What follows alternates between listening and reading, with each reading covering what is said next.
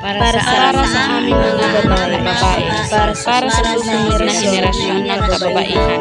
Ito ang aming mensahe para sa inyo.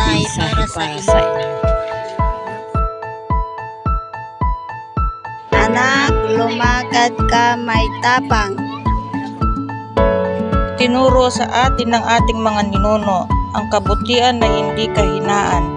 Ang tunay na lakas ay nagmumula sa pagmamahal. Mangarap ka na walang takot.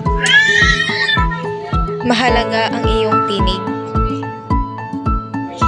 Mahalaga ang inyong mga pangarap. Kahit mahirap ang landas na tatahakin mo, tandaan mo hindi ka nag-iisa, magkakasama tayong lalaban. Saan ka man dalhin ng buhay, huwag mong kalilimutan kung saan ka nanggaling. Ang iyong mga ugat ang siyang magiging lakas mo. Ikaw ay matapang. Ikaw ay mahalaga. Ikaw ang ilaw ng kinabukasan. Para sa susunod na henerasyon ng mga kababaihan, huwag mong kalilimutan, ikaw ang pag-asa ng mundo.